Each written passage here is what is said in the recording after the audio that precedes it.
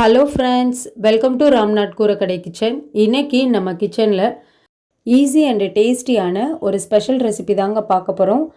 தக்காளி மட்டும் இருந்தால் போதுங்க. சுவையான தக்காளி பிரியாணி 10 நிமிஷத்தில் ரொம்ப குயிக்காக செஞ்சிடலாங்க. பசங்க லஞ்ச் பாக்ஸ்க்கும் நம்ம செஞ்சு கொடுக்கலாம். வாங்க இந்த டேஸ்டியான தக்காளி பிரியாணி எப்படி செய்கிறதுன்னு நம்ம வீடியோக்குள்ளே போய் பார்க்கலாங்க. குக்கரில் 2 டேபிள் ஸ்பூன் எண்ணெய், 3 டேபிள் ஸ்பூன் நெய் சேர்த்துருக்கேங்க. 2 பட்டை, 2 கிராம்பு, 1 ஏலக்காய், ஸ்டார் அனீஸ் 2, கொஞ்சமாக கல்பாசி சேர்த்துருக்கேங்க. நல்லா பொரிஞ்சதுக்கப்புறம் 3 பெரிய வெங்காயம் நீல வாக்கில் கட் பண்ணி சேர்த்திருக்கேங்க. வெங்காயம் கண்ணாடி பதம் வர அளவுக்கு வதக்கிக்கணுங்க. இப்போ வெங்காயம் குயிக்காக வதங்கிறதுக்கு கொஞ்சமாக உப்பு சேர்த்துக்கலாங்க. வெங்காயம் வதங்கிட்டு இருக்க சமயத்திலேயே கொஞ்சமாக கொத்தமல்லியும் புதினாவும் சேர்த்துக்கலாங்க. இப்போது வெங்காயம் இந்த அளவுக்கு வதங்கிடுச்சுங்க. இது கூட நம்ம இஞ்சி பூண்டு பேஸ்ட்டு சேர்த்துக்கலாங்க. இஞ்சி பூண்டு பேஸ்ட்டோட பச்சை வாசனை போகிற வரைக்கும் நல்லா வதக்கிக்கலாங்க. இப்போ ஒரு 3 நிமிஷம் கிட்ட ஆயிடுச்சுங்க. நல்லா வதக்கி விட்டாச்சு. இப்போ இது கூட நல்லா பழுத்த தக்காளியாக 4 தக்காளி சேர்த்துக்கோங்க. நான் இன்றைக்கி 1 டம்ளர் அரிசி எடுத்திருக்கேங்க. அதுக்கு அளவாக தக்காளி சேர்த்துருக்கேன். நீங்கள் அதிக அளவில் செய்கிறீங்க அப்படின்னா அதுக்கு தகுந்த மாதிரி தக்காளியோட அளவுகள் நீங்கள் அதிகப்படுத்திக்கோங்க. தக்காளி தோல் நல்லா மசிஞ்சிடணுங்க. அந்த அளவுக்கு தக்காளி நல்லா வதக்கிக்கலாம். இப்போ பாருங்கள், இந்த அளவுக்கு தக்காளி நல்லா குலைவாக வெந்துருச்சு. நல்லா எண்ணெய் பிரிஞ்சு வந்திருக்கு. இதில் மசாலாத்தூள் ஒவ்வொன்றா சேர்த்துக்கலாங்க.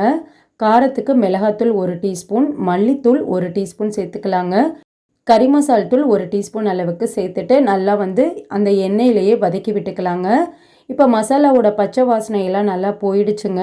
மசாலாலேருந்து நல்லா எண்ணெய் பிரிஞ்சு வந்திருக்குதுங்க. இப்போ நம்ம தண்ணி சேர்த்துக்கலாம். இன்றைக்கி நான் சாப்பாட்டு அரிசியில் தாங்க செய்கிறேன். அரை மணி நேரம் ஊற வச்சு எடுத்து வச்சுருக்கேன்.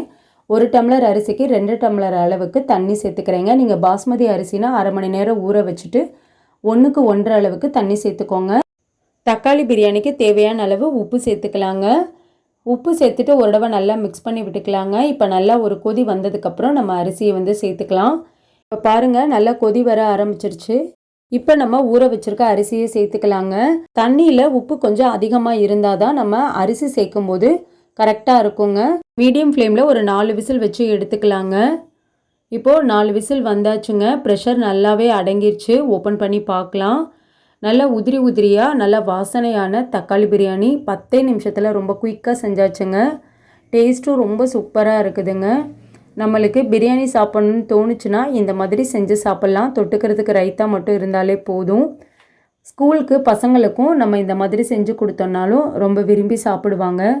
கண்டிப்பாக நீங்களும் இந்த ரெசிபியை ட்ரை பண்ணி பாருங்கள். ட்ரை பண்ணி பார்த்துட்டு எப்படி இருந்ததுன்னு உங்கள் கமெண்ட்ஸை எனக்கு சொல்லுங்கள். நீங்கள் இப்போ தான் நம்ம சேனலை ஃபர்ஸ்ட் டைம் பார்க்குறீங்கன்னா ராம்நாத் கூரக்கடை கிச்சனை சப்ஸ்கிரைப் பண்ணிக்கோங்க. பக்கத்தில் இருக்க பெல் ஐக்கானையும் கிளிக் பண்ணிவிட்டு ஆளுன்ற ஆப்ஷனை டிக் பண்ணிக்கோங்க. அப்போ தான் நான் போடுற புது ரெசிபிஸ் நோட்டிஃபிகேஷனில் உங்களுக்கு உடனுக்குடனே வரும். இந்த வீடியோ உங்களுக்கு பிடிச்சிருந்தாலும் லைக் பண்ணுங்கள். உங்கள் ஃப்ரெண்ட்ஸ் அண்ட் ரிலேட்டிவ் ஃபேமிலிக்கும் ஷேர் பண்ணுங்கள். இனி நான் வேறு ஒரு இன்ட்ரெஸ்டிங்கான ரெசிபியில் உங்களை பார்க்குறேன். தேங்க்ஸ் ஃபார் வாட்சிங்.